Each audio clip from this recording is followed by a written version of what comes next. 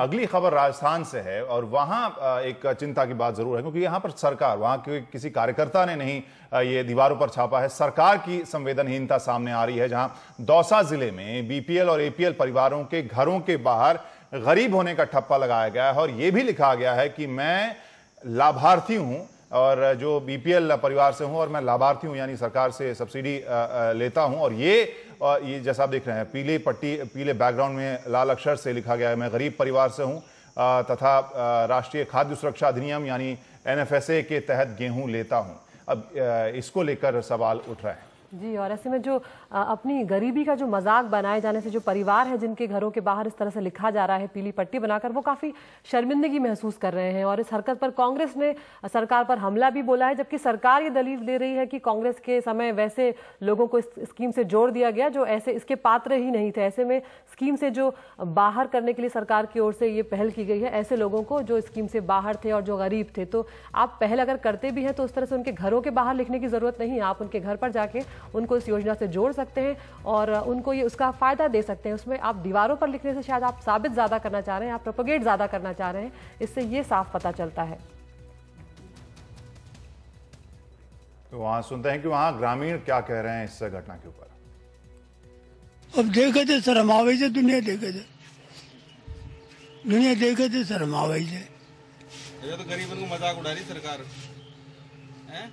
मजाक उड़ा रही थे और कहीं से। अब दौसा के जो सीईओ हैं उनका क्या कहना है, सुरेंद्र सिंह का एक बार सुन लेते हैं। बीपीएल है या एनएफएसए में लाभार्थी है, उनके घरों के बाहर लिखवाने का उद्देश्य है कि उनकी पहचान साबित हो सके कि बीपीएल परिवार से हैं और एनएफएसए से हैं, जिससे उसकी स्वयं की भी पहचान और दूसरे व्यक्तियों को भी पता चले कि ये बीपीएल में लाभार्थी है और एनएफएसए से भी ये लाभार्थी है। नहीं, ऐसा कुछ नहीं है, ये तो पहचान बताने के लिए और उनका बेसिकली ये है कि दूसरे लोग भी, जैसे किसी का गलत चयन हो गया हो तो उसके बारे में भी उसका सर्वे करके फिर हटाने की कार्रवाई चल रही है। इस पर कांग्रेस की क्या प्रतिक्रिया है, ये सुनते हैं। डीसी भैरवा जो नेता हैं कांग्रेस के, उनकी प्रतिक्रिया सुनते हैं।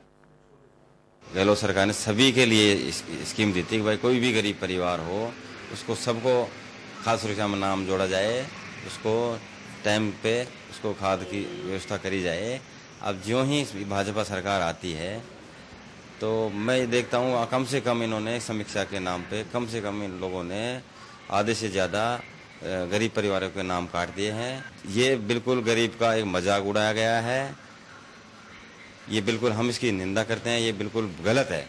लेकिन ये साफ तौर पर संवेदनहीनता का मामला तो बनता ही है, चाहे ये पिछली सरकार से चला आ रहा हो या ना चला आ रहा हो। लेकिन हम किसी गलत चीज को क्यों आगे जारी रखें, ये तो कम से कम बीजेपी सोच ही सकती थी। बीजेपी के नेता दीपक जोशी क्या कह रहे हैं, एक बार सुन लेते हैं।